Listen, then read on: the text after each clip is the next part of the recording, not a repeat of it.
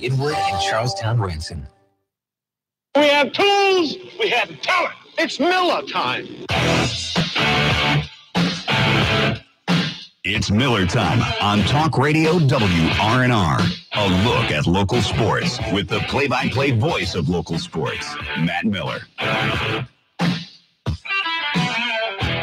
And welcome into Miller time on this starting to get overcast Thursday afternoon. Hope everybody enjoyed their 4th of July holiday. Most people had the day off, and if you had that day off, I hope you enjoyed it. And if you had to work for some strange reason, well, at least you're probably getting overtime and then some. Matt Crawford here with you in studio. Matt Miller is filling in for Rob Mario on the morning shift, so he is not in studio, but he is joining us on the WVU Medicine Berkeley Medical Center talk line. Matt, good evening. You've been up now for what, 12 hours, 13 hours? Yeah, something like that. Yeah, it's all right though, right? You're still doing all right? Rob does every day, right? Yeah, you're playing softball tonight, so you can't be too tired. No, I'm looking forward to it. I'm in the parking lot right now, just kind of hanging out, waiting, but also watching some clouds roll through. So I hope we don't get rained out. Yeah, I know there's some rain in the forecast tonight, but it's summer. You never know, especially up here with the humidity. Yeah, and that's the good news from Bob Kukin. Hopefully tomorrow, while there is a lot more rain in the forecast, it might get rid of some of this humidity and it'll feel a little better. Well, Matt, we got a jam-packed show tonight, or at least we think we have a jam-packed show tonight. We're going to be talking to one of the 4 newest members of the Shepherd University Hall of Fame, Dirk Webb, former Hedgesville baseball head coach, and local boy is one of the 4 inductees into the Shepherd Hall of Fame class. We'll talk some baseball on the major and minor league level. I had a chance to catch up with Sean Mernon, the play-by-play voice of the Hagerstown Suns, a little bit earlier in the day. We'll talk some 4th of July festivities and the American savior, Joey Chestnut, pounding down 74 hot dogs. And we'll talk a little bit of Shepherd athletics as a whole in the Mountain East and the Rams last year in the Mountain East and who may be filling their shoes. But let's get it started with the team that is struggling more than any other team in baseball, and the Nationals, who are also struggling more than any other team in baseball. I wondered where you were going with that. Would it be the Orioles or the Nationals that you would talk about first? Well, I think right now the Nationals are still although they've lost 10 of 12. It's hard to find. I didn't look up the Orioles over their last 12, but I can't imagine it's much worse than that if it's worse than that. It's been a struggle, no doubt about it, for both of these teams. The difference is, while the Orioles, when you looked at them on paper coming into the season, you certainly didn't expect them to be as bad as they have been. You know, you thought this team might be able to fight to be a 500 level team. And in this day and age, you know, that can put you at least in contention for one of the 2 wild card spots, but certainly not as bad as they've been. The difference is for the Washington Nationals, this is a team that should be well ahead in the National League East race when you look at the teams coming in and based on last season and overall the talent on the roster, and the Nationals have flat out underachieved in the first half. If I would have asked probably, let's say 100 people, do you think anybody in that group of 100 that is an avid baseball watcher would have said that, what are we now, a week out, a little bit over a week and a half out from the All-Star break, that the Washington Nationals would be 42 and 43 a game under 500? I don't think you'd have found too many people that would have said that. I certainly wouldn't. I mean, clearly you felt like this team, you know, getting to the playoffs last year and once again just not being able to get it done in the postseason, still had all the pieces in place, made some off-season moves, and you feel like, okay, they should be right there again, and hopefully they get the bats going. I guess the difference is this Nationals team is not hitting in the regular season like they have in years past in the postseason. So rather than just build our hopes and then disappoint us, they're just disappointing us from the get-go. You mentioned something earlier in studio in the brief couple hours we were in studio in between you heading home and me coming in about maybe starting to put more and more, maybe I should rephrase this, not more and more blame, but starting to question more and more what this team would have looked like at this point in the year if they would have stuck with Dusty Baker and not made the move to get rid of Dusty and bring in Davey Martinez. Because if you look at the rosters, they are pretty much the exact same group of guys that are here from last year, and it's a completely different product. Yeah, and I don't, I hate to throw a first-year manager under the bus, and I don't think we're doing that in any way, and opening this conversation, because it certainly has to be one that you have, and we've talked about it before. When we hear the public comments from Dave Martinez, he still seems so mellow, and that's okay. Maybe that's just his style, but you would like to think that at some point, he's firing these guys up a little bit and getting in a grill when it needs to be gotten into about, you got to step it up and get things done. The fact that they held a players-only meeting after yesterday's loss against the Red Sox, I don't really know at this point, what stock to put in that. Is that a good thing? Is that a bad thing? Does that say anything about Martinez as a manager, or is it just a case of the players trying to right the ship in some way themselves? I guess only time's going to tell. Yeah, and again, we talked about this on the abbreviated Miller Time this morning, and sometimes those player-only meetings can be kind of saying the same things as the manager would say, but when you hear it from your peers, it's a little bit different. I mean, look, other than Anthony Rendon, Adam Eaton at times, Juan Soto at times, Rendon's the only consistent hitter on the team right now. And with the struggles at the plate being team-wide and team-deep, sometimes it's better to hear from Daniel Murphy hearing from Bryce Harper, hey, I'm not hitting the ball either, but that's no excuse for us to not keep grinding and stuff like that. So while I think that players-only meetings can be beneficial and can hurt a team at times, I think in this situation it may end up just kind of reiterating the fact that the Nationals have the ability to play well. And while it's not Dusty Baker saying, hey, you can play well because it's Davey Martinez this year, the players that played for Dusty know how well this team can produce. And maybe that was just the point of this players-only meeting is, while we still have faith in Davey Martinez, he wasn't here last year or the year before, but we know how well we can play. Correct me if I'm wrong, but I believe that at one point, latter part of the season, whether John Wall had just come back or whether he was still out, when there was a whole lot going on around that Washington Wizards team and comments by Gortat and taken out of context by Wall and some, frustrations kind of going on there, they held a players-only meeting, and you saw how well it worked for them. We'll find out, I guess, if it works any better for the Washington Nationals. Yeah, I think that meeting was actually before Wall got injured, if I'm remembering correctly. So I think there was some issues in the locker room before Wall even went out on that long stretch of injury, but I could be wrong too. Again, that was a season ago, and you and I aren't exactly keeping up day to day on the issues going on with DC sports. No, but either way, whether it was before or after, it was a similar situation where you had a team that, had some pretty good expectations going into a season. Many thought the Wizards could compete with the Cavaliers in the East, certainly would be in the top four, and here was a talented team with, all-star caliber players, pretty good guys on the roster filling in even as role players that weren't getting it done. It's a very similar mix right now, but only on the baseball diamond as opposed to the basketball court with the Nationals. We'll talk a little more NBA on the Washington Wizards a little later on, with Austin Rivers being signed and Dwight Howard being signed, and Austin Rivers via trade getting rid of one of Matt's personal favorites, Marcin Gortat. We'll talk about them a little bit later on. Before we have to get to our first break, let's just briefly talk about the Orioles that have reached the 61-loss mark, Matt.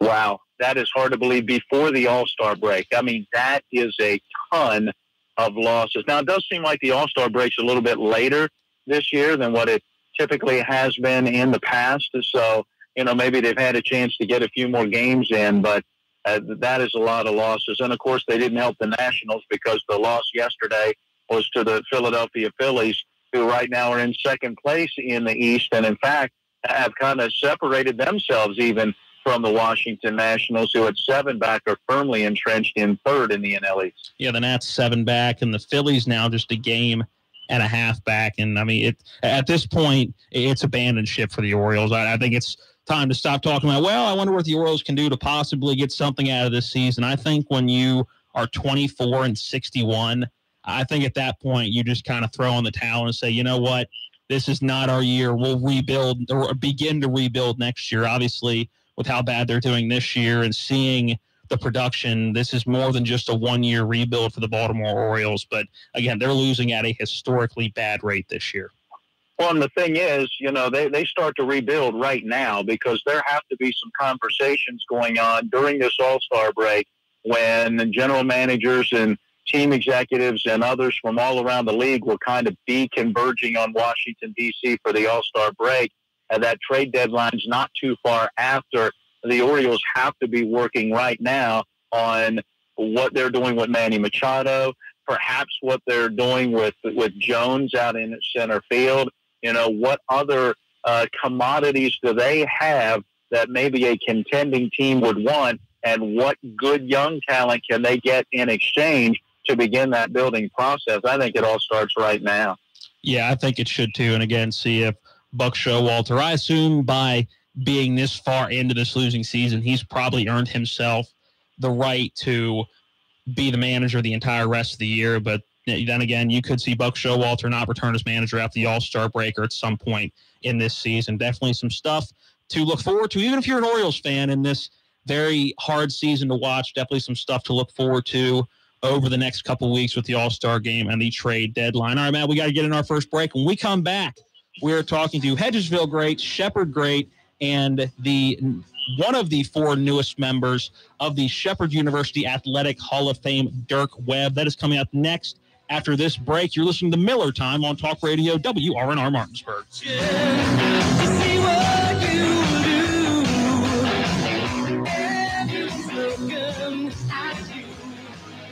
It's time for your Berkeley County Health Department summer safety tips. In this segment, Kara Harding advises us on safe grilling temperatures. Some people like their burgers well done. Some like them medium. You really should temp it to 155 on your burgers. With steaks, 2 minutes on each side is the rule of thumb. But chicken too, a lot of times people are barbecuing chicken and such, and that's your highest cooking temperature of 165 degrees. Have a safe summer from the Berkeley County Health Department. Find out more at bchealthdept.org. I'm Joe Ferretti of Ferretti Law Office. The most common question I hear from people injured in an automobile wreck or because someone else was at fault is, can their insurance company do that? If you call Ferretti Law Office at 264-8505, I will answer that question and other questions you have for free. Get educated and get ready to fight back. Call 264-8505 to protect your rights and get the compensation you deserve. Put my 31 years of personal injury and trial experience to work for you. At Ferretti Law Office, we're here to help.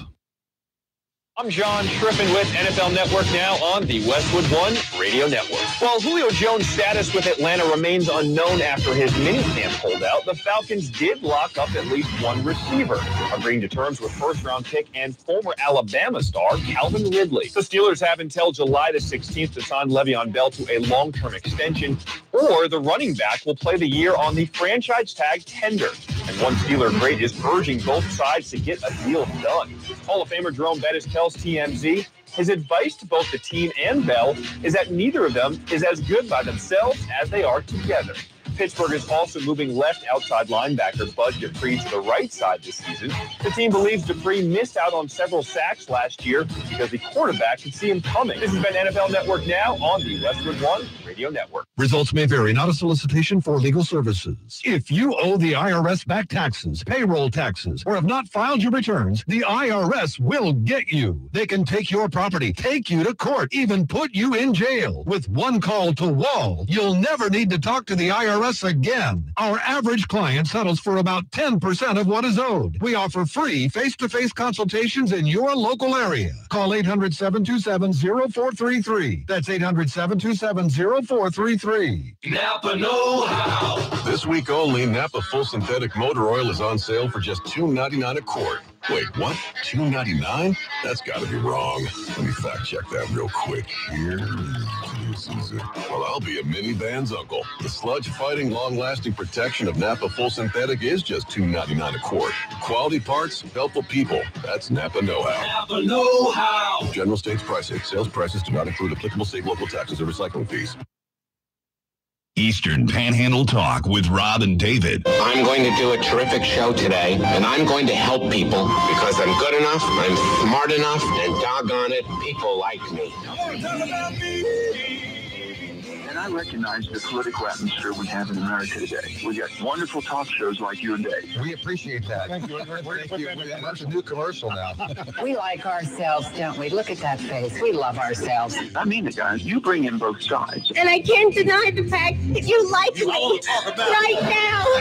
You like me. Thank goodness for your show. They're hearing both sides. Doug, good to see you again. It's always fun to be here, Rob. I know you meant that too. I do. I like you guys. I think you all have a great talk radio, and it's always I've always enjoyed my time here. Eastern Panhandle Talk with Rob and David. What did you listen to last week? I want to talk about me.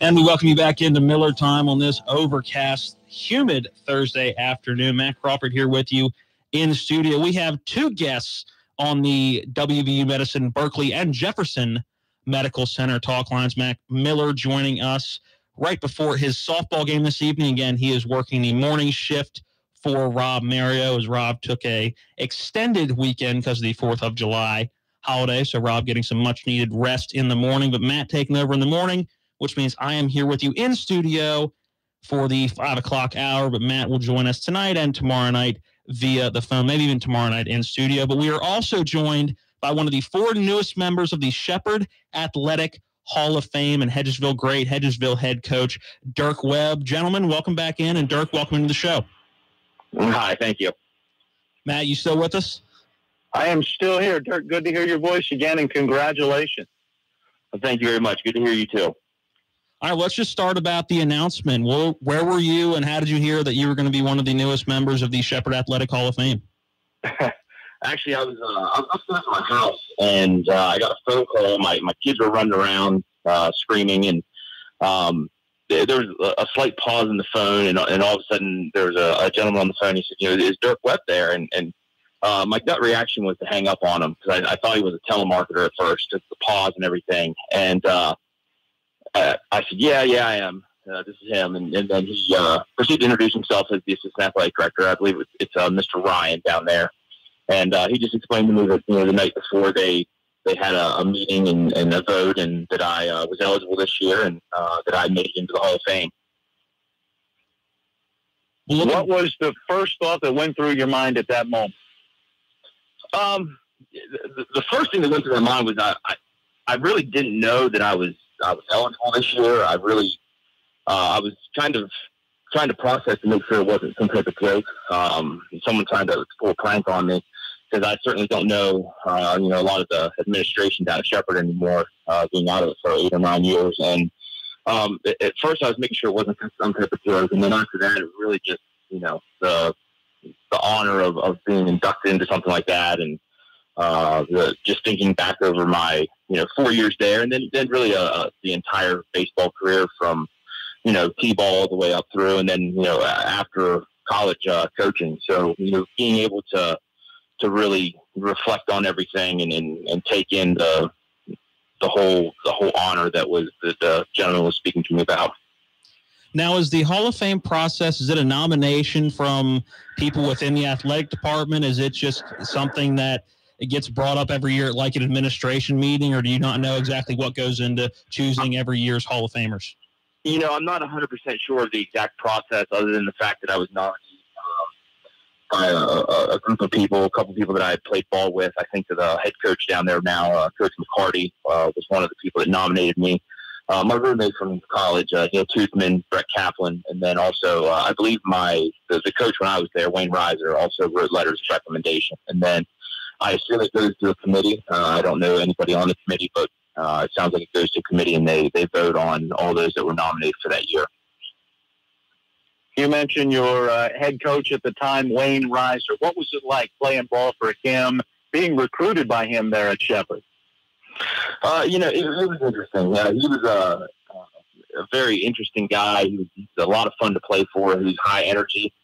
And he was one of those people that when things were going well, it was a fantastic time. And you were eating a little bit better meals, and the road trips were a little more boisterous. And, we had one year, especially there, my freshman year, we ended up about 500 that year.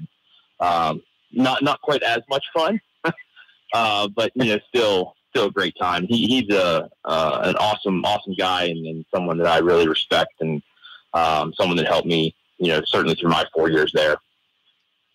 You said when you found out, you just kind of started thinking back to Shepherd and thinking back to even going back to T-ball, looking back at some of your records at Shepherd, one of the greatest hitters that the Shepherd Rams have ever seen when it comes to hits, home runs, RBIs, total bases, doubles, just every hitting category you can think of. What really crossed your mind when you thought about your 4 years at Shepherd? The whole thing for me is kind of the icing on the cake. We put in a lot of hard work, and I say we because it's certainly not something that I did by myself. I certainly had talent, but starting from an early age with my my father, my family, working, hitting at the house, and then working into college, hitting with my roommates and everything. When you look at it when you start stepping back, you realize the amount of work that you put into it, and then to be selected and honored with a Hall of Fame induction. It's just kind of validation for everything you did. It's a very good feeling, very humbling. I was a physical education major at Shepherd, so I walked the halls of the Butcher Center every day, go from class to class, and I passed the plaques there on the wall, and I read some of them, and realizing that my name would go on that wall with some of those other great players that crossed through Shepherd is amazing. How much did you learn on that collegiate level, not only as a player, but what you saw in Coach Reiser that then maybe you were able to translate into your own coaching position when you became the head coach at Hedgesville High School, where you played your high school ball? Well, I can't took everything from, Coach Reiser. He certainly, baseball is one of those things. There's so many different philosophies, from the way you think, the way you play, the way you manage. And it's kind of a personal thing from person to person. You run into people that bunt more and people that hit more. And, for me, it's 20-some years. I played with Coach Reiser for 4 years. I also played in the Valley League for 2 years. So, I was exposed to different college coaches there and just really, taking a little bit from everyone. Now, Coach Reiser obviously was, probably the majority of what I took from college, just because, he was the main college coach that I had exposure to, but taking a little bit from each one of them and molding it into, what works for me, what my beliefs were, with the game of baseball and the direction that I wanted to go. Well, Dirk, we appreciate the time. We got to get in our bottom of the hour break. We appreciate you taking some time to talk with us this evening, and congratulations on being one of the newest members of the Shepherd Athletic Hall of Fame. Thank you very much. Dirk, congratulations. Thanks. Yes, thank you.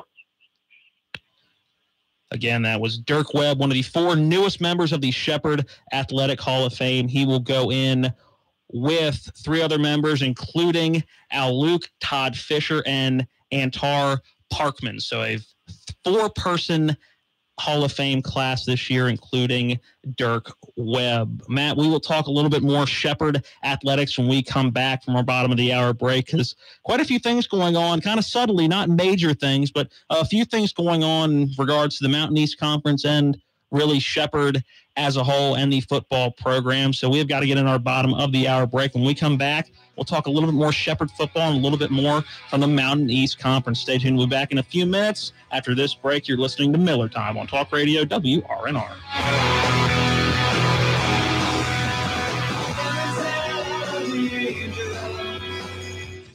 CBS News special report, President Trump has apparently had enough of Scott Pruett. He's out as head of the Environmental Protection Agency. CBS News correspondent Stephen Portnoy says Pruett has been facing more than a dozen ethics investigations. Scott Pruett has been the subject of scrutiny for months over questions about his use of government resources for his own personal benefit.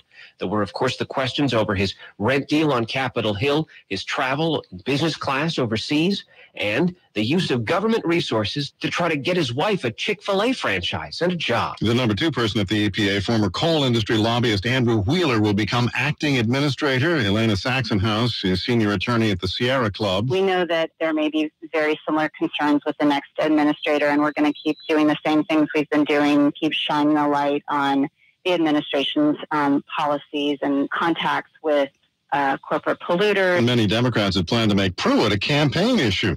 CBS News Special Report, I'm Sam Litzinger. Now, with your local forecast, weatherman Bob Coogan. Warm and humid this evening with variably cloudy skies. It should be dry into the early morning, though. Temperatures will drop below 80 degrees through the later evening time. We'll look for an early morning low at 72. A scattered shower developing first thing in the morning, but more numerous showers and thunderstorms through the afternoon. Maybe some heavy downpours on a high temperature near 82. I'm Bob Coogan, Talk Radio, WRNR. The Honda 4th of July sales event is back, and you can get a brilliant deal on our most popular vehicles, like the Civic, Fit, and Pilot. It's a reason to celebrate across the country. From the Liberty Bell to Hollywood, Cape Cod, Atlantic City, the Grand Canyon, the Mojave Desert, the Golden Gate Bridge, and even back up to Niagara Falls. Although technically we share it with Canada. So come discover the 2018 KBB.com Best Overall Brand during the Honda 4th of July sales event. Hurry into your local Honda dealer today. Miller Honda, south of Winchester, home of the lifetime powertrain warranty. www.mymillerhonda.com. Based on 2018 Brand Image Award from Kelly Blue Book. Visit KBB.com for more information. Your NBC Sports Radio update starts now. Still quiet with Kawhi. I'm Jeff Biggs, and the big question still remains in the NBA. Will the Spurs trade Kawhi Leonard before the season starts? Well, there's a couple of conflicting reports that are out right now. One says that Kawhi still wants to end up in L.A. with the Lakers. The other is that Kawhi doesn't want to team up with LeBron James and might actually be open to going to L.A. to play for the Clippers. Meanwhile, both the Celtics and the Sixers have reportedly told the Spurs their top players are off limits and will not be a part of any deal. Baseball, what's the deal with the Nationals? They've lost 5 in a row and are now below 500. And after getting swept at home by the Red Sox, they hold a players-only meeting. We'll see if it helped tonight when they take on the Marlins. One college note, the University of Kansas has hired former Arkansas AD Jeff Long to be their new athletic director. I'm Jeff Biggs, NBC Sports Radio. You know why it's especially nice when you buy her a gift from our store? Because she knows the only reason you did it is because you love her so much. I mean, you'd rather be on the golf course practicing your chip shot, right? The golf course is like your home away from home. As for jewelry stores, you can't wait to get out if you do go in. Hi, I'm Lori from Bechtel Jewelers. And guys, the good news is she really will know you did it for her. You stepped out of your comfort zone in a big way, all to please her. And she will love you for it. She knows where you'd rather be, and it really tickles her that you came to her home away from home. So come on in, and when she opens her gift and reacts to it, well, there's a good chance you'll find yourself in our store again. Yes, because you love her, and because you love how she loves you for loving her so much. Bechtel Jewelers, Route 11 South in Inwood, will have you in and out before you know it, and you'll still have time to practice your putting.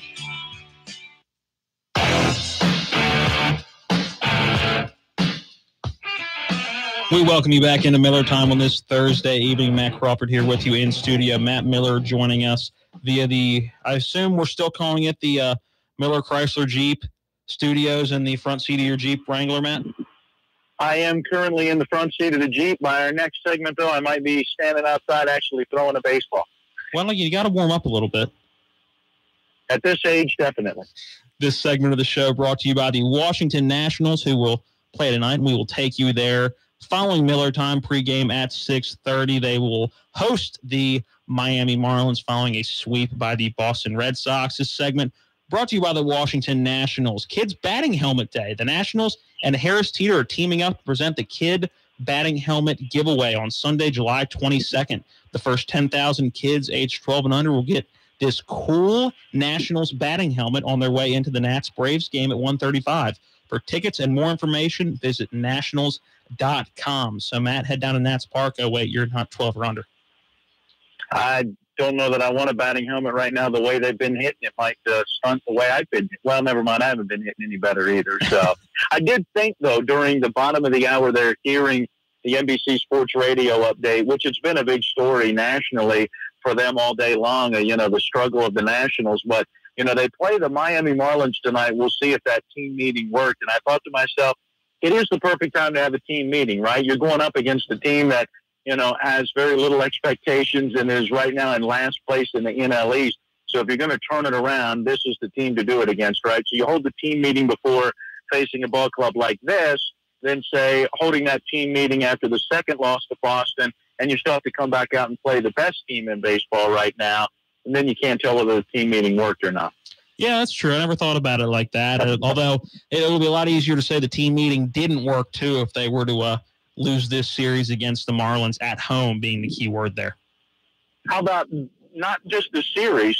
Does it tell you anything? Is there any indication if they come out and lay an egg just tonight? I don't know. I don't know if it would make that big of a difference depending on when exactly. If they were to win the series but only lose one game, I don't know if it matters necessarily when that game would be. I'll give that to you. I'll wait and see. All right, we'll see. We'll see tomorrow on the Friday edition of Miller Time. All right, instead of looking forward to tomorrow, it's time to look back a day to yesterday in sports history. Independence Day, July 4th. We're taking a look at not today, July 5th, but yesterday, July 4th in sports history. Starting with 1904, New York Giants pitcher George Hook's whistle. No hits. The Philadelphia Phillies 1-0 in 10 innings. Solidifying my theory that the majority of no-hitters are low-scoring games. Very true. At least they seem to be. I mean, one team, obviously, that does not score much. Yeah, but you think, it just seems to me that every time we see a no-hitter, it's a 4-0 game or 4-0 game or lower pretty much. Maybe that's just me, but it seems to be something that I've noticed over the years. 1911, Chicago White Sox pitcher Ed Walsh halts Ty Cobb's 40-game hit streak as Cobb goes 0 for 4. But still not a bad little streak going 40 straight games with a hit prior to that. 1939, Lou Gehrig is the first MLB player to have his number retired. That would be the number 4, retired on his appreciation day at Yankee Stadium, and makes one of the most iconic speeches in history, calling himself the luckiest man in the world. And he would die soon thereafter of Lou Gehrig's disease, but still one of the greatest baseball players of all time, and definitely one of the most memorable speeches of all time. Yeah, that speech will give you chills every time you hear it. Yeah, it's one of those. It's one of those things that make men cry or make men tear up. There are very few things that the movie Brian Songs apparently supposed to be one of those, but there are very few. Then they seem to all be sports related. I'm going to stay out of it. I cried at the Tigger movie when my kids were young, so what can I say? 1960, Yankees outfielder Mickey Mantle hits 3 home runs versus the Washington Senators and is the 18th player to hit 300 home runs. Mantle would end up having a pretty decent career. 1980, Nolan Ryan. Here you go, Matt. Nolan Ryan for you. Fans Reds Cesar Geronimo to become the 4th pitcher to reach 3,000 strikeouts. I also believe that that Ryan guy had a pretty good career, if I remember correctly. I think that's Cesar Geronimo. Geronimo. That is Geronimo. My apologies. That's all right. It was before your time, I understand. That was before. Most of these are before my time. All right, keep moving. Most of them before mine as well, I might add. Yeah, I was going to say that was the first one that I think was your time, because I think even the Mickey Mantle stat was even in the early 60s before your time. So still a lot of these before your time. And moving on down the list, we got one more in 2003. The LA Lakers basketball star Kobe Bryant is arrested in Eagle, Colorado for sexual assault charges. They were eventually dismissed, but that is one of my very early memories of the NBA. I ended up going to a Wizards game in the 2003 season.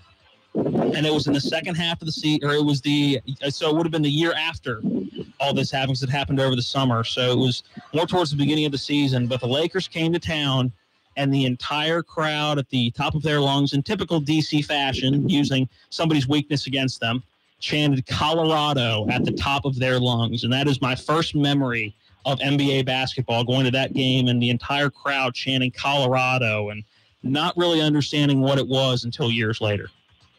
I was going to say, and you're going, hey, Dad, what's that all about? Never mind. I may not have even known Colorado was a state at that point. But nonetheless, I did find out eventually. But again, he was acquitted of those charges. The charges were eventually dropped, but that was back in 2003 with Kobe getting charged with those sexual assaults in Colorado. All right, that was your look at yesterday in sports history. Tune in this time tomorrow to figure out what happened today in sports history, but tomorrow it'll be yesterday. All right, continuing with the Shepherd Rams in a way. We talked to Dirk Webb, one of the 4 newest members of the Shepherd Athletic Hall of Fame, before the bottom of the hour, and now we're going to talk a little bit of Shepherd news. Matt, we're going to start with Jeff Ziemba, former Shepherd standout. It was announced a couple days ago that he won the Indoor Football League Rookie of the Year with the Arizona Rattlers. I had been hearing reports of, how well he had played as that opportunity presented itself. I did not realize, had not seen any of the articles or the information that you're referring to, but congratulations to Jeff Ziemba. I mean, he showed that, he is a very talented quarterback. Harlan Hill finalist, leads the Shepherd Rams to the national championship game, fought through that game playing hurt as he was hurt in the Grand Valley State game the week before in that national semifinal. And so you knew the type of talent that he had, and for him to be able to take advantage of this opportunity is certainly a great thing. Well, in his first professional season, which he was signed in Arizona a week before the season started, got thrown into the Arizona Rattlers starting offense just in week 1 of the season, because the previous Rookie of the Year in the Indoor Football League went down with an injury, and Jeff came out and had a Jeff Ziemba type season like we would expect him to have, throwing for 1,700 yards, 39 touchdowns. The 39 touchdowns were ranked 2nd in the league, and his yardage 3rd in the league. And he would complete 116 of 271 passes for a 61% completion percentage, and that would be ranked 3rd in the entire league. So not a bad rookie season for Shepherd's own Jeff Ziemba.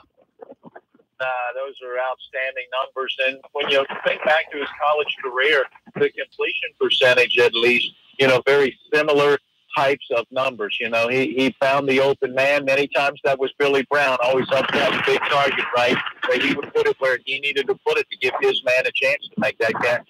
Looking at some other Shepherd news coming out today, 3 new coaches are going to be at Shepherd in the fall of 2018. Tyler Hyatt is the new offensive coordinator. And I say it like that because recently Shepherd lost an offensive coordinator, and 2 offensive coordinators really, as Ernie McCook got promoted to head coach. And there really wasn't any talk when we had talked to Coach McCook about going after any sort of new offensive coordinator. Yeah, when we were down at Shepherd for the media conference in which the Pennsylvania State Athletic Conference commissioner was there, and, we finally got a chance to hear from him after the announcement had been made official of Shepherd's move to the PSAC. We got a chance to talk with Coach McCook about, what comes next in your coaching staff now that we know Jesse Carell is leaving for Shippensburg. And he told us then they probably weren't looking specifically for an offensive coordinator, but someone that would be able to come and blend in with the current members of the staff and be ready to take a coaching role. I don't know, when they say offensive coordinator, if that means he'll be working, and I'm sure he will, with Coach McCook, who has served as an OC before, that it might be kind of a combination of those 2 guys, game planning and making play calls. 2 other coaches that were named today. Andre Pope will be the cornerbacks coach, and Steve I'm struggling with this name, Comuntzis. Matt, how would you go about pronouncing that? One more time, Cumtuntzis. Kamunsic? That I'm thinking Kamunsis is what I was thinking, but we will try to figure out the proper spelling of his name in the near future so we can refer to him in the right way. But he is now the running backs coach, which we expected to have a new running backs coach for the Shepherd Rams because former head coach Monty Cater also served as that running back coach. So not a shock that they went out and got a new running backs coach. No, not at all. And he's got some shoes to fill because not only, when you look at the record of Coach Cater retiring as, at the time, the all-time activist or all-time winningest active coach in college football on any level, he had some pretty good running backs that went through that system as well in his years down at Shepherd. So, coaching those guys will be big shoes to fill as well. Yeah, it should be interesting. A lot of new faces, a lot of new everything going on in the fall of 2018 down in Shepherdstown for the football team. Let's go to the Mountain East Conference. It was announced today that filling the shoes of the Shepherd Rams or UVA-Wise, depending on which way you want to look at it, in the 2019 season will be the Frostburg State Bobcats, moving from Division III to the Division II level, and now going to be part of the Mountain East as UVA-Wise and Shepherd make their exit. Matt, this was a rumor that was not very well kept. Again, it was well known that geographically this was a move that made sense for Frostburg if they could make the jump from that D3 to that D2 level, and now becomes official that they will be a new member of the Mountain East. And, I mean, geographically, it makes sense.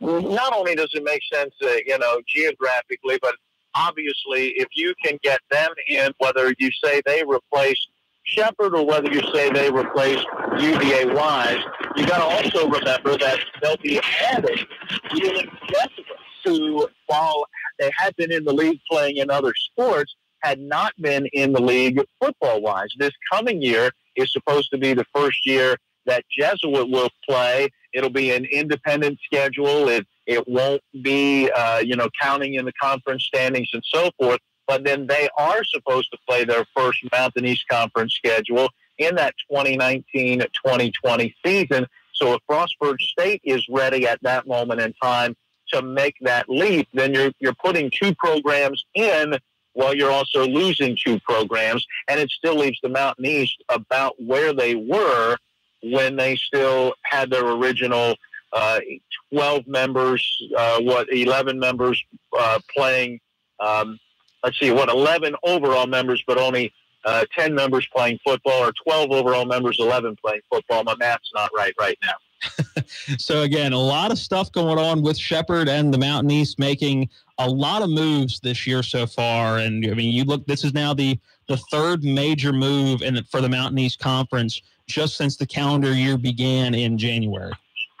And you still got to wonder what other moves may be coming, because you're still looking at two teams out in Ohio, one in Urbana University that just hasn't been able to be as competitive as they would like to be in, especially the major sports.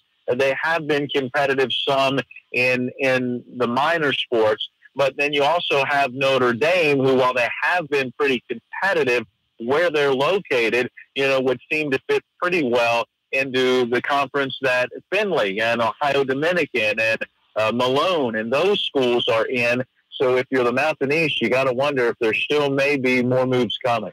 A lot of shakeups, and an article that I'm not even going to begin to get into today, but an article that I was reading to you a little bit earlier, Matt, about maybe some schools in the state possibly merging in some way, shape, or form, and who knows how that could possibly affect the Mountain East. Again, not going to even begin to get into that because I think that was just somebody speculating about an idea that possibly could work, but definitely something we'll keep our eye on. But definitely a lot of moves going on within the Mountain East Conference so far in the first half of the 2018 calendar year. All right, Matt, we got to get in our last break of this hour. Again, we will go till 6:30 tonight, taking you right up to the pregame show for Washington Nationals baseball as they host the Miami Marlins.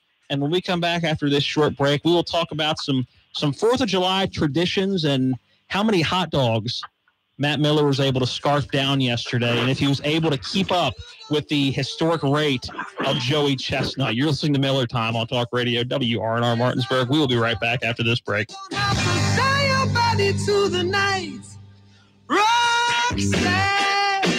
After removing your creme brulee from the oven, your dessert should look just scrumptious.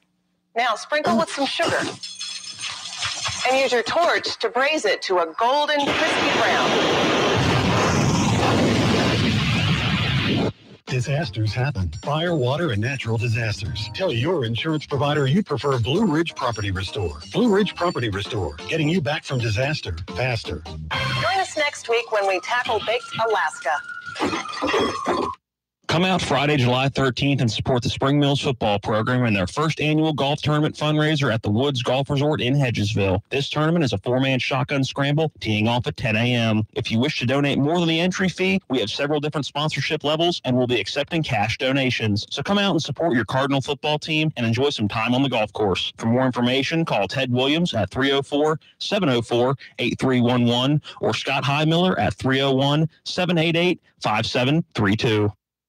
WVU Medicine welcomes Dr. Sarika Bagri to the staff at WVU Medicine Primary Care Inwood. Dr. Bagri is board certified in internal medicine and is now accepting new patients at Primary Care Inwood, conveniently located at 5047 Jaredstown Road, Suite 2B in the Inwood Medical Building. For more information or to schedule an appointment with Dr. Bagri, call WVU Medicine Primary Care Inwood at 304-229-6343. 304-229-6343.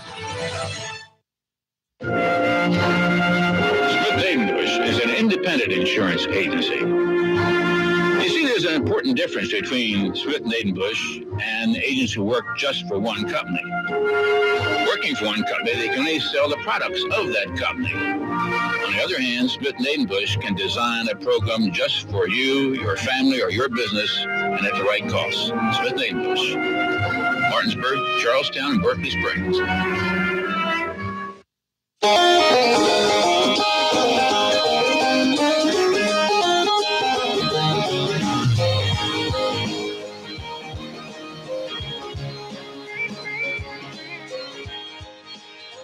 We welcome you back in. Thanks for joining us on this Thursday edition of Miller Time. Matt Crawford here with you in studio. Matt Miller joining us via the WVU Medicine Berkeley Medical Center talk line, as he will be today for the rest of the show and possibly tomorrow. We may drag him in tomorrow evening for the show, depending on what the show looks like tomorrow. But he is filling in for our Rob Mario, who's getting an extended weekend using the 4th of July holiday to his advantage yesterday. Matt, how did this morning treat you? It wasn't bad. It's the first time that I've done the morning this year, and there have been some adjustments to the schedule and how Rob does things in the morning. And we, obviously want to keep it as close to what he does as possible. And so there was a hiccup here or there, you might say, but hopefully a little bit more of a routine tomorrow morning now that I've had it in this morning. Well, maybe a little bit rougher of a morning for you today just because of the holiday yesterday. It's the 4th of July, so one of the big attractions is staying up late and watching fireworks because that you got to wait till it's dark outside. I know you were on the fence about whether your family was going to go over to Antietam and watch a big fireworks display. Did you all get to see anything blow up in the sky yesterday? We did not, but I was mistaken. Apparently, Antietam is putting theirs off this Saturday. So we did not end up catching any fireworks. We had some family in town that were leaving early this morning, and with their schedule and my schedule, it just seemed best that we'll look to get to Antietam now on Saturday and check out the fireworks display there. Nothing like a good 7th of July celebration. Hey, it works for me. It does, especially the way your mornings are going to be this morning and tomorrow. Right, let's talk about the main attraction of the 4th of July. It's spending time with family and friends and getting a day off work if it falls in the middle of the week. But it's also about the food. And one of the big attractions on the 4th of July, at least for me, this is one of my weird traditions about on the 4th of July, is I always watch the Nathan's Famous Hot Dog Eating Contest. I must admit, it's not a tradition that I have had. I think I have seen it once or twice, and I always, end up watching the news clip on the winner and how the competition played out. but I don't get as excited as you do about it. Maybe just because it makes my stomach hurt to think what I would feel like having tried to eat so many hot dogs in a short period of time. See, I have the reverse effect for those things. When you saw, like, the movie Super Size Me, that the guy ate McDonald's for a month straight or however long it was, and everybody was like, oh, I never want to eat McDonald's after that, after seeing what happened to his body. That made me want a double quarter pounder. And watching Joey Chestnut scarf down 74 hot dogs in 10 minutes made me want a hot dog. Yeah, but just one. You didn't want 74 of them. Yeah, but I still had the taste, and I was craving a hot dog. Well, it was funny because you went into the break teasing, commenting about whether I could have kept up, and I thought, no, I ate one hot dog at the picnic yesterday. However, Joey Chestnut ate nothing but the dog and dipped the bun in water just to be able to get it down. I enjoyed my hot dog with some onion, some sauerkraut, and, of course, mustard, which is the official condiment of hot dog, which is why Joey Chestnut wins the mustard belt. And so I had a few more things on my dog than any that he ate. Yeah, it's really, anybody who's ever watched that, it's really not hot dog eating. It's hot dog forcing down your throat at a record and speed that nobody should ever put anything down their throat and try to consume. I mean, just watch. I mean, Joey Chestnut's mouth is big enough that he put 2 hot dogs without the buns in his mouth, shoved them down, and then as he's doing that is dunking 2 hot dog buns in water, and what looks like a wood chipper is just, he's slowly forcing the buns into his mouth, and they're somehow getting chewed up and pushed down his throat, but it's really quite amazing. You look at the comparison, and eating 74 hot dogs has the caloric intake of eating 30 slices of strawberry cheesecake. I misread that. So imagine eating 30 slices of cheesecake. That'd be a more fun competition, I think. You couldn't eat 30 slices of cheesecake either. No, I couldn't, but it seems sweeter. I think after a while, just the nature of a hot dog, would wear out my throat, my stomach, and I would just be like, okay, enough's enough. Well, Joey Chestnut is a pro's pro because it's not just hot dogs. He is the apple pie, deep fried asparagus, burrito, chicken wing, donut, hard-boiled egg, gumbo, hamburger, shrimp wonton, Taco Bell tacos, and poutine, which is the Canadian version of French fries and gravy, and tamale champion of the world. So the man does everything. He deserves to be the 5th head on Mount Rushmore. He really is an American hero. And I wonder, how much break do you have to have between events to be able to let one thing digest and get through your system before jumping into very quickly eating a massive amount of the next item? Well, they said he ate salmon on Sunday, drank protein shakes as his nourishment on Monday, and then did nothing but drink water and fasted on Tuesday. So there is a prep for this. Salmon first, which is a good meat, right? Good fish, good for you, healthy. Then a fast with water. Yep. And then 74 hot dogs in 10 minutes. Yep. All right, man, we got to get in our top of the hour break. When we come back, as we're going another half hour, we will talk some minor league baseball with Hagerstown Suns play-by-play man Sean Mernon, and we will also talk some NBA basketball. You're listening to Talk Radio WRNR Martinsburg. Rate of speed at the time he hit the SUV. Those reports also say that based on the terrain of the road, the 2 drivers could not have seen each other before impact. Moore was pronounced dead at the scene. He was the school resource officer and a track coach at Spring Mills High School. Moore was 30 years old. A heads up from the West Virginia Division of Highways about nighttime lane closures on Interstate 81 in the Martinsburg area beginning tomorrow. Strasser Construction will be performing shoulder work and crack sealing between mileposts 12 and 21. Work will take place between 8 p.m. and 6 a.m. 7 days a week, during which time traffic will be reduced to 2 lanes as necessary. The project costs nearly $850,000 and is expected to be completed by August 3rd. I'm Adam Boardman, Talk Radio WRNR News. Now, with your local forecast, weatherman Bob Kukin. Warm and humid this evening with variably cloudy skies. It should be dry into the early morning, though. Temperatures will drop below 80 degrees through the later evening time. We'll look for an early morning low at 72. A scattered shower developing first thing in the morning, but more numerous showers and thunderstorms through the afternoon. Maybe some heavy downpours on a high temperature near 82. I'm Bob Cookin, Talk Radio WRNR. Talk Radio WRNR is keeping you informed with sportscasts throughout the day. Every half hour from 6 to 8 with Rob Mario. Then at the bottom of the hour from 12:30 to 4:30 with Matt Miller and Matt Crawford, who will then join you each weeknight at 5 p.m. for an in-depth look at sports on Miller Time. And don't forget the weekends with Mike Emery each Saturday and Sunday morning on your area home for local and regional sports news. Talk Radio WRNR, your local leader in talk news sports. The Wellness Center at Berkeley Medical Center introduces a healthy way of life. It's not just another diet, but a weight management program developed by the Wellness Center that includes metabolic testing, a simple 10-minute breathing test that determines how many calories your body actually needs, followed by working one-on-one with a health coach to develop a personalized mix of exercise and nutrition to tip the scales in your favor towards successful weight loss. A lifetime of good health awaits at the Wellness Center. For more info, call 304-264-1232. Possibilities are all around us. We see potential in unexpected places. And when we share our knowledge, vision, and connections, we turn great ideas into action in communities all around the world. Together, we can make real change happen. We're Rotary. We are people of action. Get involved at Rotary.org.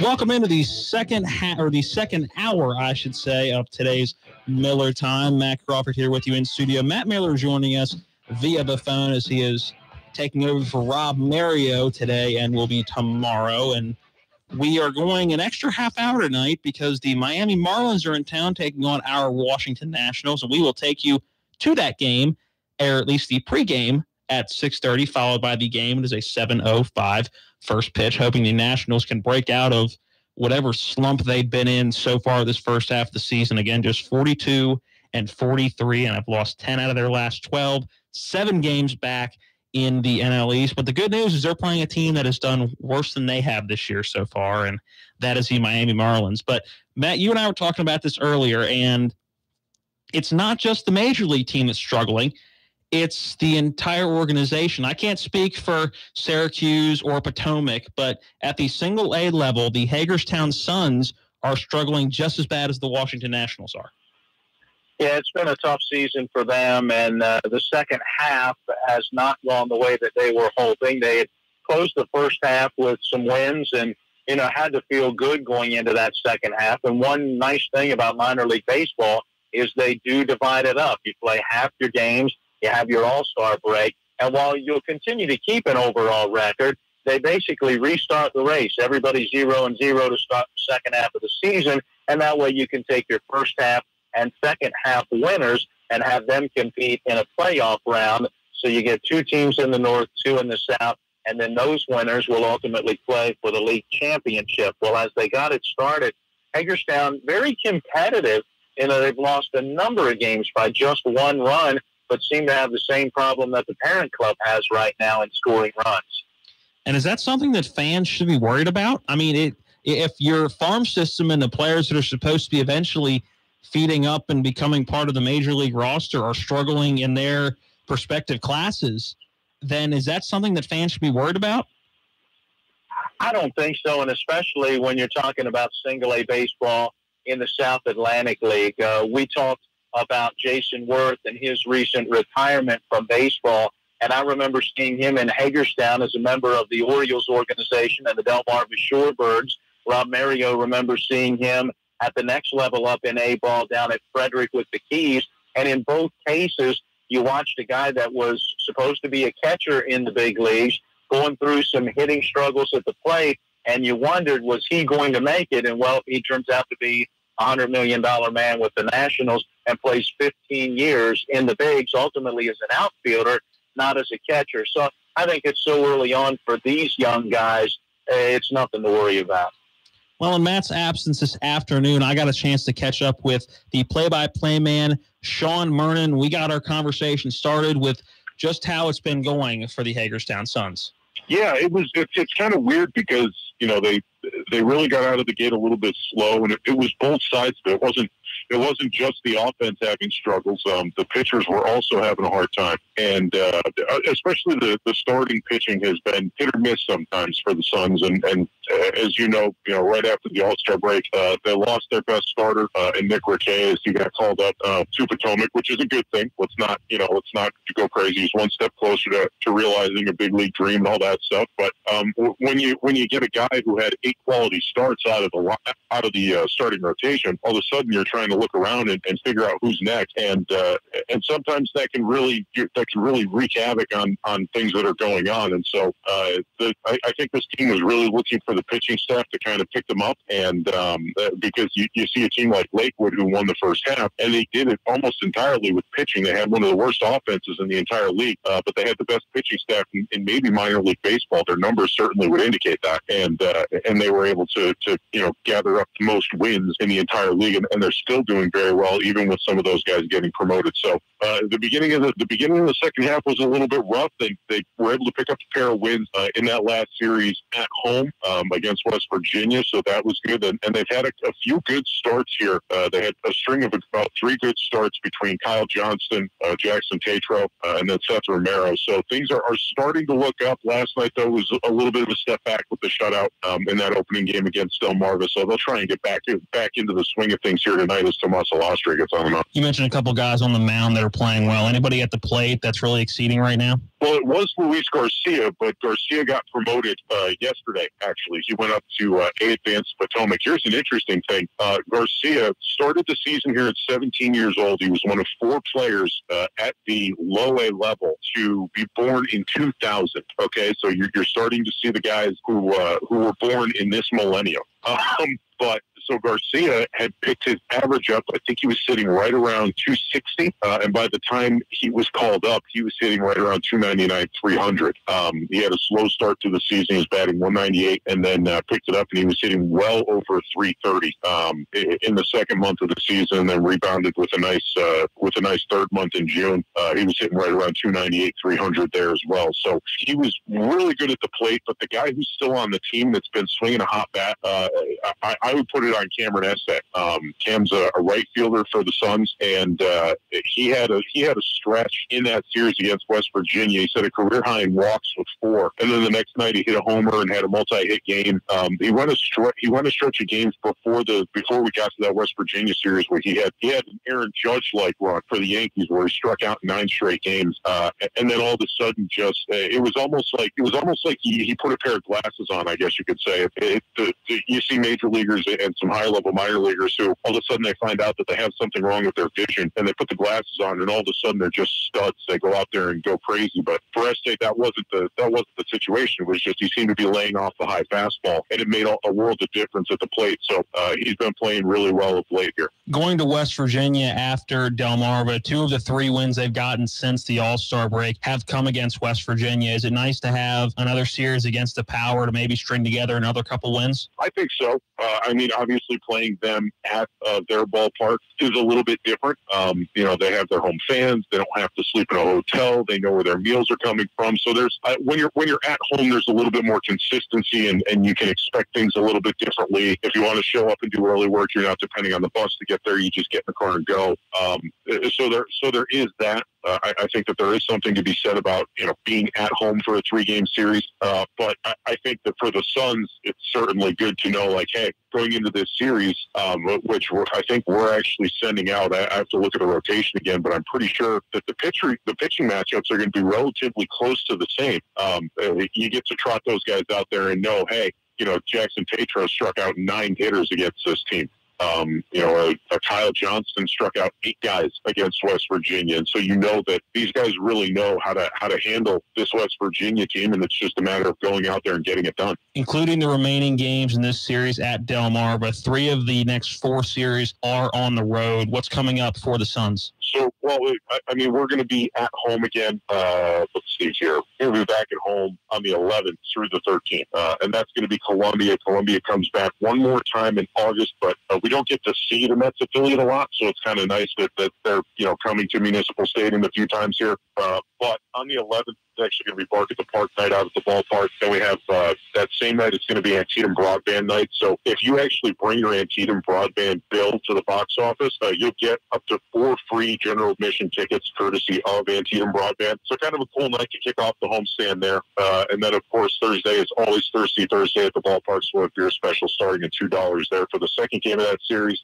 And then to close out that short series against Columbia, it's going to be Walking Dead night on the 13th on Friday. So you can come out to the ballpark. Kent Wagner and Jeremy Ambier are going to be out there. They're actors from The Walking Dead. And then you can try on some zombie makeup, and there'll be a makeup station there, and they're going to have a zombie crawl around the bases following the game. So that I've not seen that in my excursions in minor league and collegiate summer baseball. So that should be pretty interesting. But as far as, I mean, for that stuff, as far as the fans go, I think that's going to be good. That's going to be good. But with Columbia in town, Columbia usually has a good team this year. I think they've taken a little bit of a step back, but I think it should be overall a good series between those two teams, especially if the Suns can pick up a couple wins here on the road between Del Marco and West Virginia. But then after that, I mean, before that, the Suns get an off day. So that's another good thing, is that they're going to be able to rest. I don't know, Matt, if you got a chance to see yesterday, outside of Luis Garcia, Oliver Ortiz was released from the Nationals organization. But what that allowed to happen is we actually got Brandon Bogetto back, who was in Potomac, and he's got a 9-game hit streak, and he was hitting .360 last time he was with the Suns a month ago. So you get a good bat there, and then they've actually called up Gage Cannon, who is an outfielder that was drafted in the 5th round this year. So that's a pretty high draft pick that's come in, and he's going to try and make an impact here. So there's a lot of, even though you look at it and you're like, oh man, Luis Garcia and Nick Retain, all these guys are gone, there's still guys that are worth coming out to the ballpark to see. There's prospects. Some of these guys are going to be major leaguers. It's just a matter of when. So, it's on top of all the great promotions and stuff, there's still going to be some good baseball to be seen out there at the ballpark. Well, Sean, we hope the Suns can put some wins together, and we look forward to talking to you next week. Thanks for the time. It's my favorite day of the week, Matt. Thanks. Play-by-play man for the Hagerstown Suns, Sean Mernon, and it still sounds like, while the record may not be where they want it to be, this at the minor league level, it is still about the individuals, and it sounds like there is a few individuals in Hagerstown right now that are succeeding. Yeah, absolutely. I mean, you look at Juan Soto, who started the year there back in April, and now he's on the big league roster. And you look at Luis Garcia. I hate to see him moving up just because he was, a fan favorite and a young man playing so well in Hagerstown. He will definitely be missed. But as Sean points out, the whole goal for these guys is to get to the big leagues, and that means usually a step at a time. So anytime that a player can get called up, that's a great thing. Well, man, I had you in queue over the break. Did I hear that your softball game may have gotten postponed? It has been raining here basically for about the last 20, 25 minutes, and the rain has stopped. However, radar shows a second band that is expected to be coming through, and so, yep, I am back in the main parking lot away from the field, finishing up Miller time before headed home after a rainout.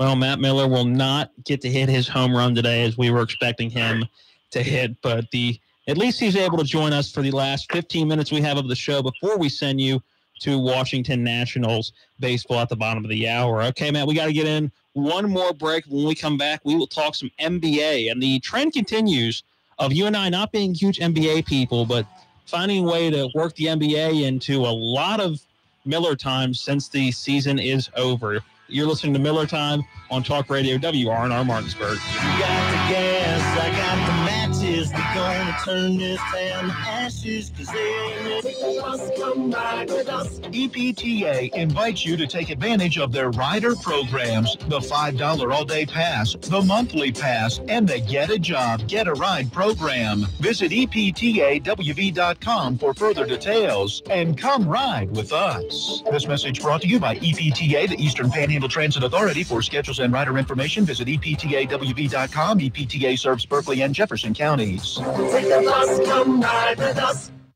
We're talking with Delegate Riley Moore. I'm at the GoPack conference right now. Give our best to David Avella. We sat down last night, had a good dinner and a good talk. He spoke about you at length, how impactful you were on his life and his career. Did he mention me at all, Riley?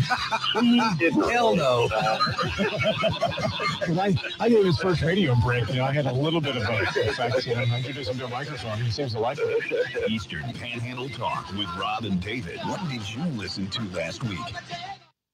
Human trafficking is modern-day slavery, and it happens in our own communities. Victims can be any gender, age, or race. Join the Department of Homeland Security's Blue Campaign to learn how to recognize and report this heinous crime. Visit our website at www.dhs.gov/Blue Campaign. That's www.dhs.gov/Blue Campaign. Your second look could be their second chance.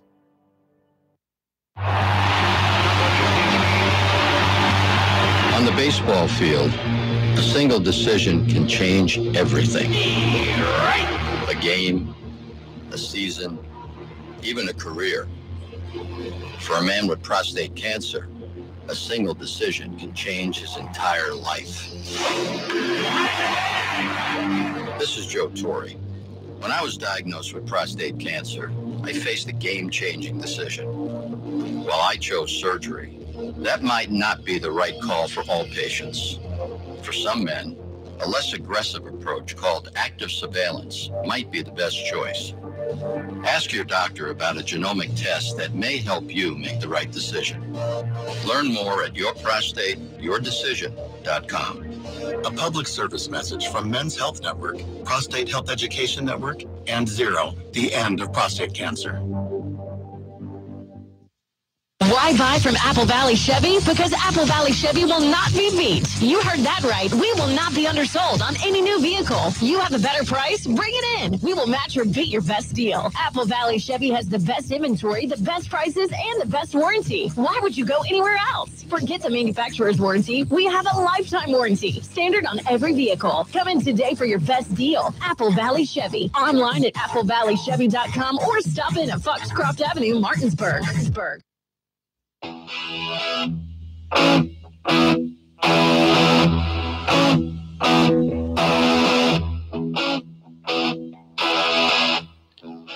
Well, a little over 10 minutes left in this Thursday edition of Miller Time, taking you right up to Washington Nationals baseball. The pregame getting underway at 6:30 as they welcome in the Miami Marlins for the first game of a 4-game series. That'll take you all the way to Monday, when they will travel to Pittsburgh and take on the Pirates. Matt Crawford here with you in studio.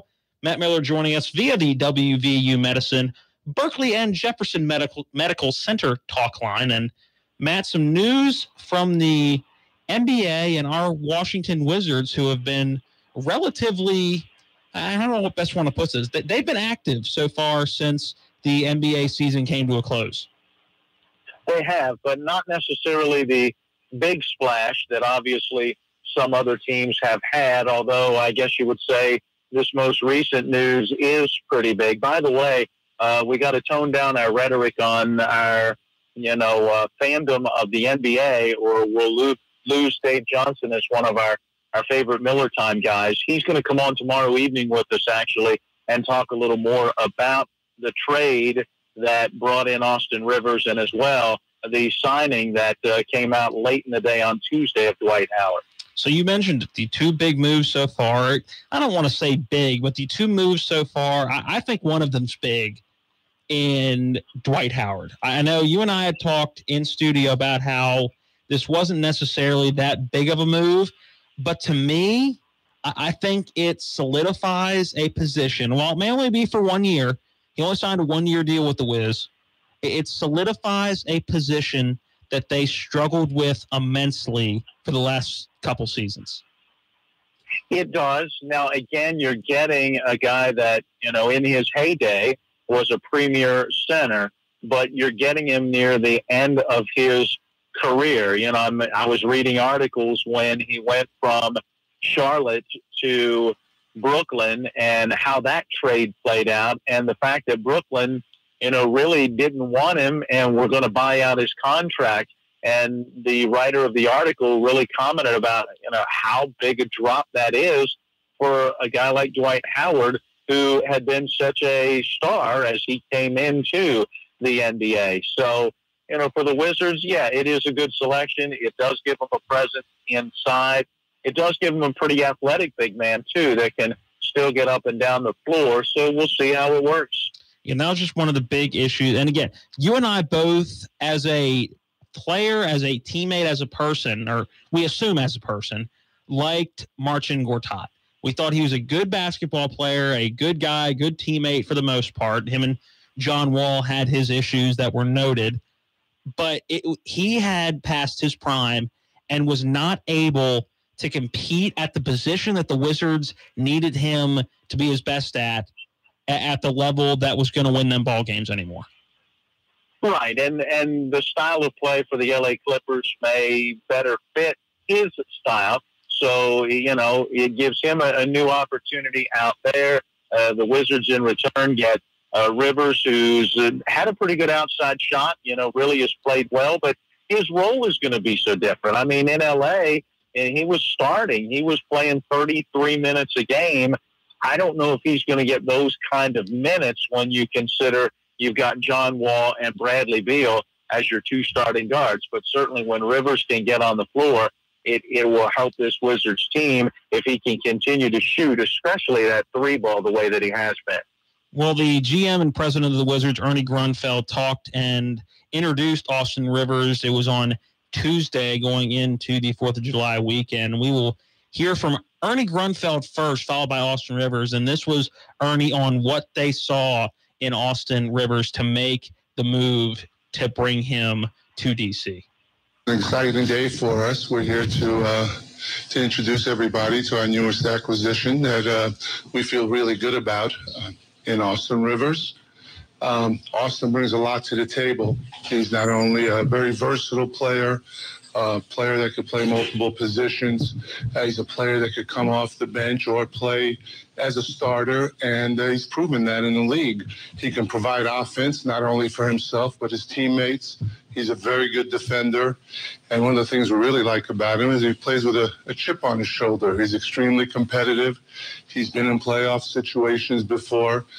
He's been on the big stage, and we feel like he can play with both of our guards, John and Brad and Thomas. We can play all three of them together if we need to.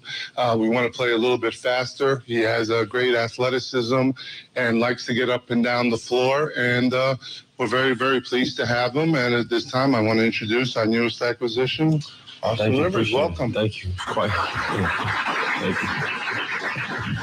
Again, Ernie Grunfeld, the GM and president of basketball operations for the Wizards, introducing Austin Rivers. And Matt, something I took away from what he said that you had just mentioned was him not really fitting in at the guard position with Bradley, or not necessarily not fitting in, but it being interesting, him coming from starting in LA to now coming in and working with John Wall and Bradley Beal and having to come off the bench.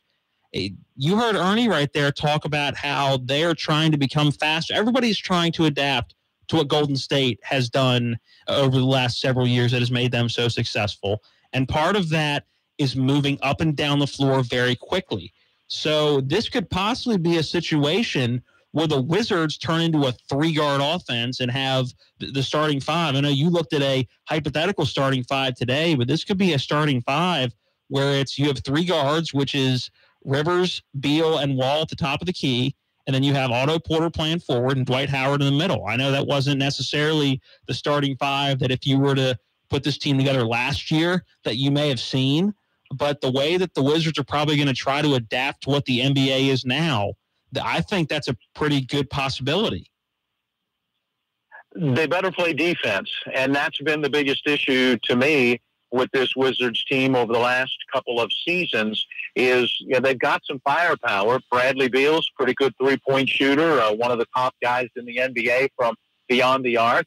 John Wall, clearly one of the top point guards, handles the basketball, can get up and down the floor as quick as anybody else. But the complaint that Marcin Gortat always had with John Wall was, you don't defend. And now your guy's driving, and I have to come off my man to try to help out and defend, and it's not working, and we're giving up a lot of points. So, okay, get a little smaller, that's fine. But, you know, your key in getting up and down the floor can't just be getting down there and scoring 2 if on the other end you're still giving up 2 or sometimes giving up 3. Well, Austin Rivers is familiar with a lot of this team and is definitely willing to play that helper role, not necessarily the leading guy on this team. And that is what he mentioned when he talked to the media after being introduced as the newest Washington Wizard. The first thing I did was looking at this team right when I got traded here. I kind of had to adjust for a second. And I grabbed my phone and looked at the roster and just kind of went over when we played them. And I guess the main thing would just be, first and foremost, just being a competitor on both ends, especially on defense, for how much Brad and John have to do every night. For them not to have to always guard the best guard in the other team. You know, that's something I come in here and do and try to bring that competitive spirit and be one of the defenders on the team. I guess second would be playmaking, and just being an offensive scorer, a guy who could do it off the dribble, relieve pressure off those two, being able to play with those two or with anybody. That would probably be second. I mean, you look the way the league is now and how everybody's playing. You know, the best teams in the league, most teams are playing with 3 guards, some even playing with 4 guards. You know, everybody's small.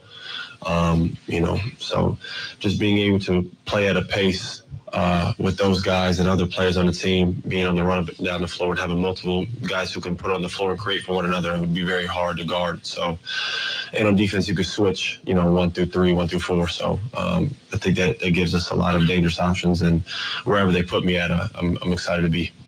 I'm telling you, Matt, this has the opportunity to completely transform the offense. I think a lot of people expect from the Wizards next year, and they could come out, and I think they're going to try to fly up and down the court and not necessarily rely just on Bradley Beal to make plays off the ball and John Wall to try to make plays with the ball, bringing it up the court. I like the fact that they have a big man in Dwight Howard, at least for this season, but I'm thinking this is going to be a Wizards team not like the Wizards teams we've seen over the past couple of years that have underachieved when it came to the playoffs.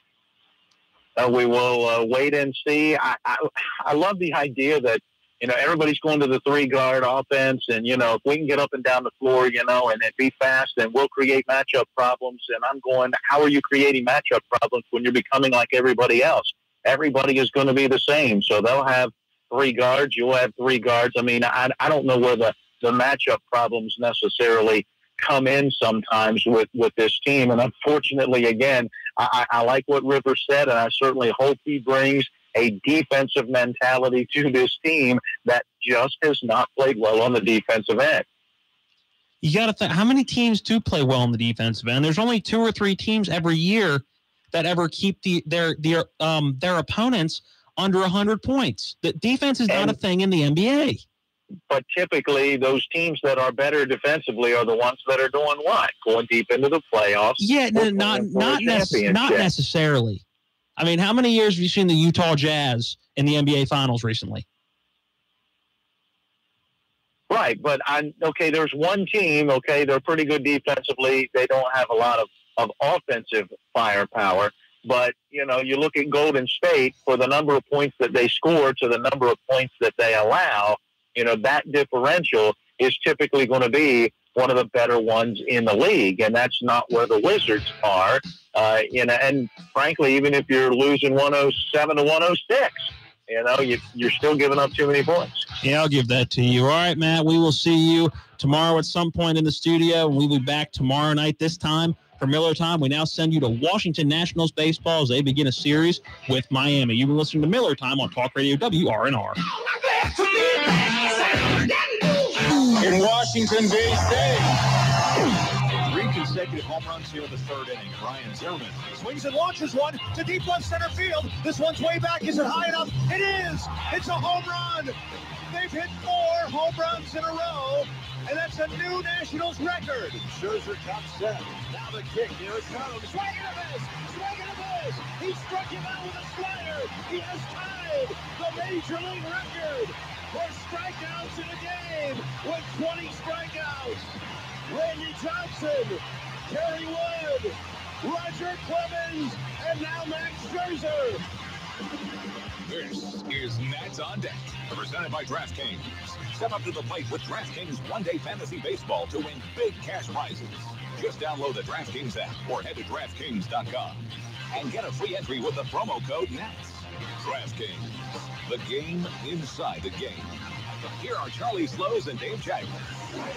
And we're here at Nationals Park for Game 1 of a 4-game series between the Washington Nationals and the Miami Marlins. Hello again, everybody, and welcome to Nats on Deck, presented by DraftKings. The Nationals and Marlins back inside National League East play. The Nationals closing out interleague play yesterday against the